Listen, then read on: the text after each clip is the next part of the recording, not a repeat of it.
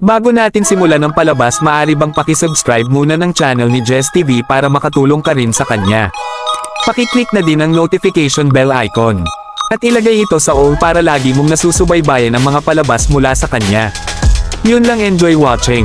Ngayong araw pala ay magpapalit ako ng sprocket combination para sa aking motor. At aalamin natin sa video na to kung ano nga bang best sprocket combination na ikakabit natin. Aalamin nga natin sa video na to kung anong magandang sprocket combination para sa ganitong motor. MSK pala yung brand ng sprocket na nabili ko. Tapos ito naman yung brand ng kadena nito. Ayan o.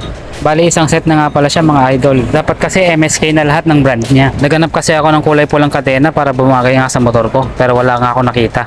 Kaya nga nag-iba ng brand yung kadena ko. Kaya nga kung bibili kayo ng isang set, etong marirecommend ko sa inyo. Sisimulan ko na ngang baklasin yung gulong ng motor ko. At tatanggalin ko na yung lumang sprocket combination at yung lumang kadena nito. Simula kasi nung nabili ko to ay hindi ko pa napapalitan. At napakaingay na rin sa tuwing bumibiyahe ka. Kasi nga luma na.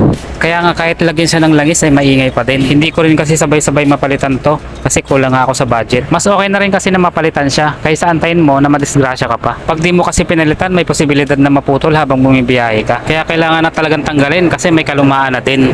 Ito palang sprocket na ipapalit ko ay balance na balance lang siya. Kumbaga saktong-sakto lang siya sa bilis at hindi ka maghahabol. Pwede rin siya sa may angkas at kayang-kaya nga yung akyatan. Kung pataas nga yung kalsada na tatakbuhin mo. Ito nga yung sprocket na mabilis sa arangkada. Kumbaga saktong-sakto lang din talaga.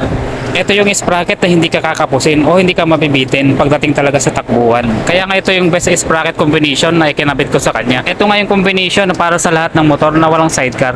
At ito nga yung sprocket na hindi mo pagsisisihan na ikabit. Kahit nga sa Honda TMX 125 ko ay ganitong sprocket din yung nakakabit. Kaya same size na silang pareho. Kaya natapos ko na nga ikabit yung maliit na sprocket sa unahan. At ang bilang ng ngipin pala niya mga idol ay 15. Tapos yung lumang tinanggal ko ay 14. Sinimulan ko na nga rin palang baklasin yung lumang sprocket niya. At ang size ng lumang sprocket pala niya mga idol ay nasa 36. Kaya nga 36 pa din ang ikakabit ko. May kalumaan natin kasi yan kaya papalitan ko na.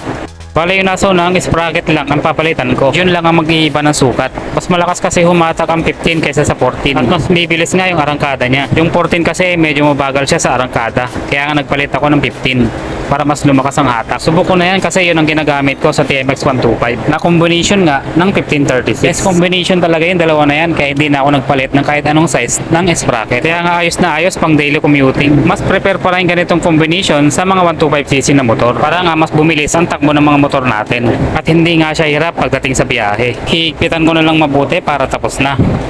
Ako na lang din pala yung gumawa ng lahat ng yan para hindi na nga ako bumayad sa mekaniko.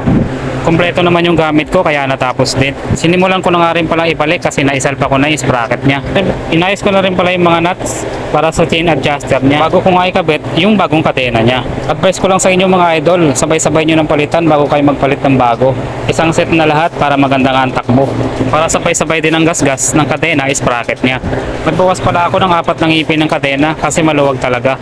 At eto na nga yung resulta. Wala ka nang ingay na maririnig. Smooth na yung ikot niya. Bukod pa doon, best sprocket combination to. Yun lang, subscribe, like, and share.